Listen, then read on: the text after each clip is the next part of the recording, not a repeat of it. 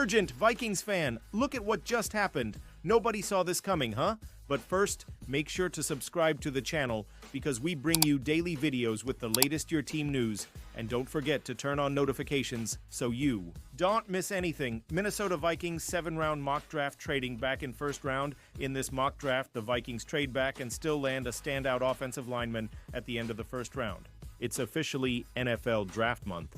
In 3 weeks, we're going to find out the answer to a fascinating question facing GM Kwesi Adofo-Mensah and the Vikings stay put or trade back.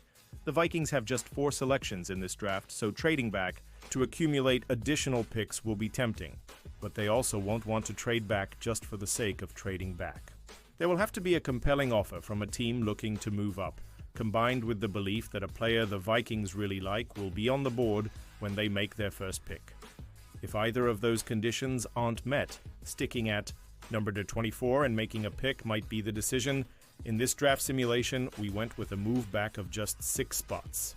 We traded number 24 to the Bills for picks 30, 109, 169, and 206, which is fair value on the trade chart. In doing so, we nearly doubled our number of selections while still landing a great player late in the first round. Let's dive into the picks round 1. Pick 30, Gray Zabel, OL, North Dakota State. Zabel feels like a pretty perfect target for the Vikings after everything they accomplished in free agency. There would be a clear path for him to start at left guard right away and address one of Minnesota's lingering question marks, provided he can beat out Blake Brandel in training camp. And because Zabel is capable of playing all 5 positions on the offensive line, his versatility would add depth across the board. He could play either tackle spot in a pinch, those were his 2 main positions in college, and he'd be a candidate to take over for Ryan Kelly at center in a couple years.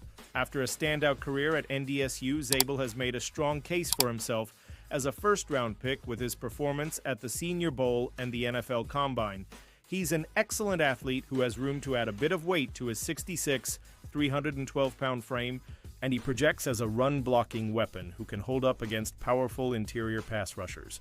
Adding Zabel would round out a potentially elite Vikings offensive line. There's no guarantee he's on the board at 30 or even 24, but if things play out like this, it would be excellent value for Minnesota.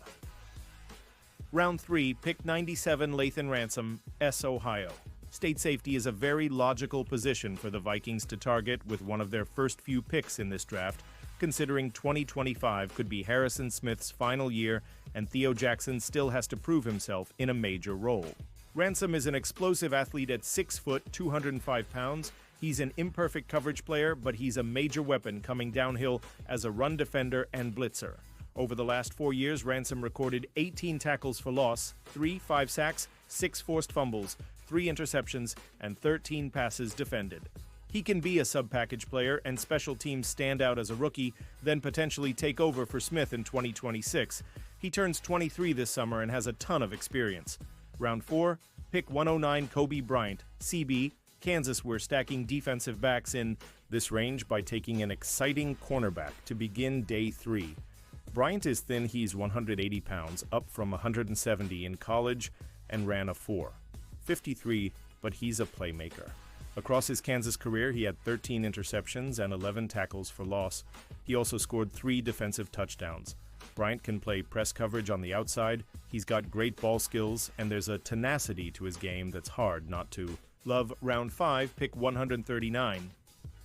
Jackery Krosky-Merritt, RB, Arizona. Even with Aaron Jones, Jordan Mason, and Ty Chandler on the roster, it would make sense for the Vikings to consider adding another running back at some point on day 3. Krosky-Merritt is a guy they've reportedly hosted for a visit. He only played in 1 game at Arizona last year due to eligibility issues, but he ran for nearly 1,200 yards and scored 18 total touchdowns at New Mexico in 2023. He ran a 4.45 with elite jumps at his pro day, and he has outstanding feet when setting up blocks and avoiding defenders. Round 5, pick 169, Thomas Fidone II. Nebraska, the Vikings currently have just 2 tight ends, TJ Hawkinson and Josh Oliver, on their roster, so they need some depth at that position. Fidone is a big-time athlete who shined at the Combine. He had just 61 catches for 633 yards over the last 2 seasons, but his tools give him some intriguing receiving upside. Blocking is a bit of a question mark due to his thin frame 6'5", 243. Round 6, pick 187, Dante Thornton Jr. WR Tennessee, our third straight selection on the offensive side of the ball, is Thornton, who is a fun dart throw at receiver at this point of the draft. He has a rare combination of size and speed. He ran a 4.3 flat at the combine at 65, 205 pounds. Last season, he caught 26 passes for 661 yards and 6 touchdowns, leading the entire country with 25. 4 yards per reception. Thornton had just 65 total catches in college, and he's pretty unrefined with his releases and route running, but those are things someone like Vikings wide receivers coach Keenan McCardle can attempt to teach. Size and speed can't be taught. Thornton could be a Jalen Naylor replacement in 2026 and beyond. Round 6, pick 206 Cam Jackson, DT. Florida Jackson is a very large human being. At 66, he weighed in at 328 pounds at the combine, which is down a bit from where he was last fall. He's got some quickness for his size and a ton of power, which was on display at the Senior Bowl earlier this year. Jackson would give the Vikings some young depth at defensive tackle, with the potential to develop into a contributor in the coming years. Pausing this news, just to say that if you want YouTube to keep recommending the latest Vikes news to you, it's very important that you leave a like on this video. Thanks. Now let's get back to the news. Report Vikings Kirk Cousins. Reunion is not out of the question. In case you haven't heard, the Minnesota Vikings are still without a backup quarterback for 2025. As of now, the widely held expectation for the Vikings at QB1 next season is 2024 number 10 overall draft pick, J.J. McCarthy. Aaron Rodgers is still lingering out on the free agent market, but unless something goes wrong with their redshirt first-round pick, it appears the J.J. McCarthy era will begin this fall, so the MN Vikings remain on the hunt for their next QB2. And more than likely, that hunt will continue until 3 p.m. CDT on April 28th, at the earliest. Not only will the NFL draft be over by then, but that is also a moment in time where free agent signings no longer affect the 2026 comp pick formula.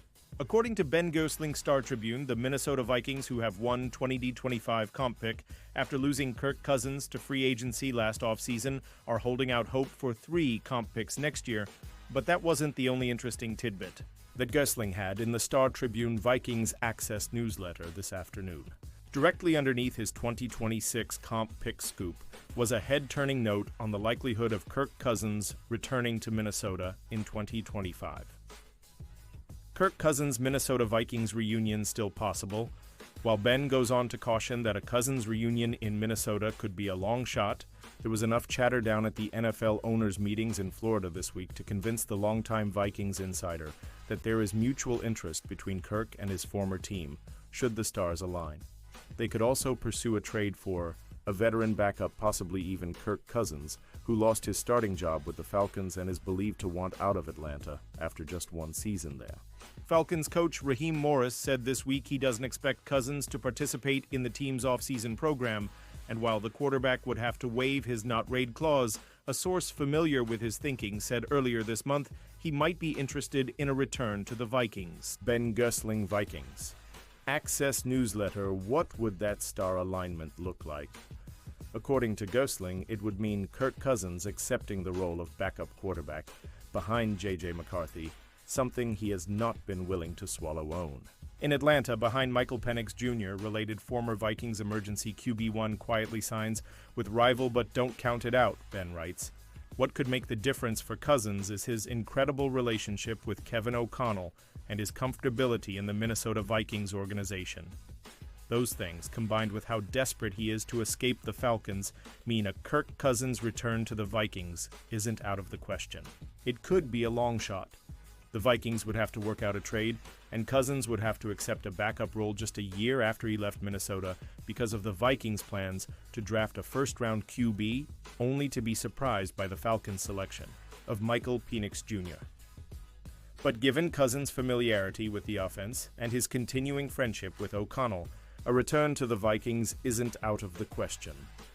Ben Gersling Vikings Access newsletter. The Falcons went 77 with Cousins under center last season, before benching him in favor of Penix. As a Falcon, Kirk completed 66.9% of his passes, which is the exact same as his career average. Outside of 2023, when he only played 8 games before tearing his Achilles, Cousins' 3,508 passing yards and 18 touchdowns last season were the lowest totals of his career since 2015. That was the last season, before he became the full-time starter in Washington. Oh, and he led the league in interceptions, with 12. What would Kirk Cousins back to the Vikings mean for J.J. McCarthy? Kirk Cousins' performance last season in Atlanta is not what makes me wonder about these reunion rumors. He was dropped into an incredibly awkward situation in a new offense, fresh off rupturing his Achilles tendon. Instead, I more so question what Cousins as a backup would look like.